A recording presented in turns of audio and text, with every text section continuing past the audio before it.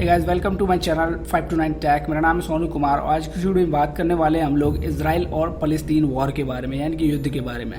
तो देखिए, इजराइल और फलस्तीन का जो कॉन्फ्लिक्ट है ये दुनिया का सबसे लंबे समय तक चलने वाला विवाद है। एक्चुअली इसको सॉल्व करने के लिए काफ़ी ज़्यादा प्रयास किए गए थे, जिसमें से एक को हम इजराइल और फलस्तीन पीस प्रोसेस के नाम से भी जानते हैं। और बात शुरू हुई यहाँ से कि 1897 का पहला जियोनिस्ट कांग्रेस और 1917 का बेलफोर डिक्लेरेशन, इन दोनों की वजह से रीजन में बहुत बड़े लेवल पे टेंशन क्रिएट हो गई थी। इस रीजन में ब्रिटिश गवर्नमेंट का काफ़ी कंट्रोल था।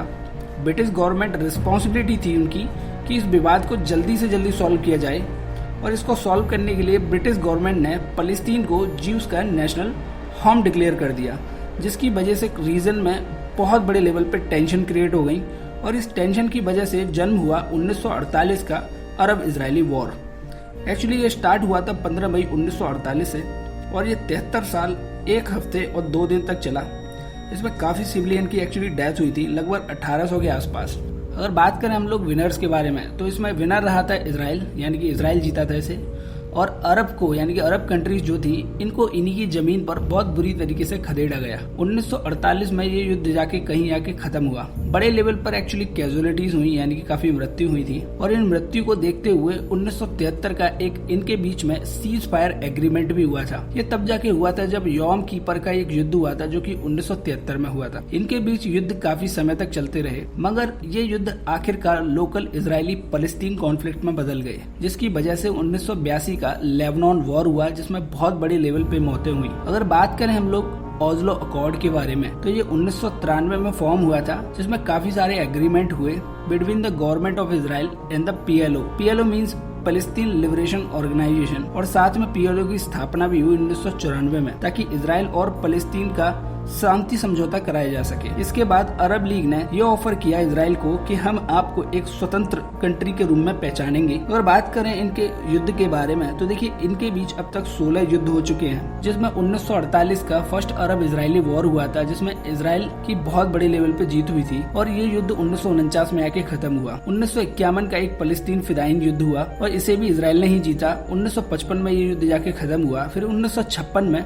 सीज वॉर हुआ, इसे भी इजराइल ने ही जीता, जिस पर सिनाई पर बहुत बड़े लेवल पे कब्जा कर लिया इजराइल ने। और ये कब्जा लगभग 1 साल तक रहा, यानी कि 1957 तक। और बात करें 1967 के युद्ध के बारे में, जिसको हम 6 डे वॉर, यानी कि 6 दिन का युद्ध के नाम से भी जानते हैं, इसको इजराइल ने जीता। गाजा स्ट्रिप और सिनाई पेनिसुला पर बहुत बड़े लेवल पे इजराइल ने कब्जा कर लिया, जो कि इजिप्ट से किया था। और वेस्ट बैंक पे कब्जा किया जॉर्डन से, और गोलोन हाइट पर कब्जा किया सीरिया से। 1967 और 1970 में एक युद्ध हुआ था, जिसको हम वॉर ऑफ एट्रिशन के नाम से जानते हैं। दोनों साइड्स ने ये क्लेम किया कि उनकी जीत हुई है। 1973 में अगर देखा जाए तो यौम कीपर का एक युद्ध हुआ था, इसे भी इजराइल ने ही जीता। यहाँ पर शांति समझौता हुआ इजराइल और इजिप्ट के बीच में, जिसमें इजराइल ने सिनाई पेनिसुला को इजिप्ट को वापस दे दिया एज अ गिफ्ट। वो चाहता था इजराइल के उसको एक फ्री कंट्री के रूप में पहचाना जाए। और बात करें 1978 में, इसमें पहला साउथ लेबनान कॉन्फ्लिक्ट हुआ था, इसमें इजराइल की विक्ट्री हुई थी। इसमें काफी सारे लोग मारे गए थे। 1982, 1985 और 1987 का युद्ध इजराइल ने ही जीता। सन 2000 से लेकर 2004 तक एक अल अक्सा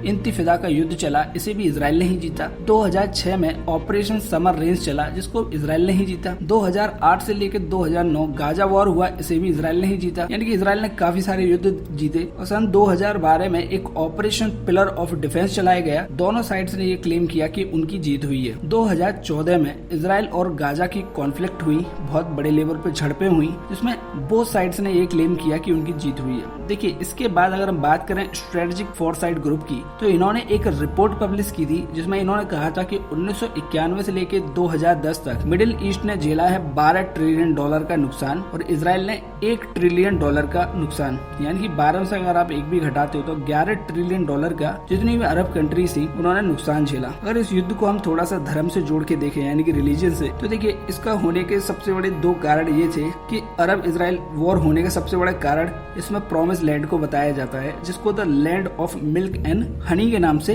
रिकॉग्नाइज किया जाता है। और एक सबसे बड़ा कारण यहाँ पर जेरूसलम था, यानी कि दुनिया का सबसे पुराना शहर और इजराइल की राजधानी। इसको जितनी भी इस्लामिक कंट्रीज हैं वो इसको बहुत मान्यता देते हैं। वो चाहते हैं ये वाला हिस्सा उनके कब्जे में आए, ये वाला हिस्सा उनकी टेरिटरी कहलाए, बट ये टेरिटरी अभी इजराइल के पास है और इजराइल को बिल्कुल भी इसको देना नहीं चाहता है। तो इसके वजह एक युद्ध होने का कारण ये भी है कि जेरूसलम यानी कि बहुत पवित्र जगह मानी जाती है इस्लाम के लिए। तो देखिए आज की वीडियो में इतना ही, मिलते हैं अगली वीडियो में, अब तक के लिए धन्यवाद।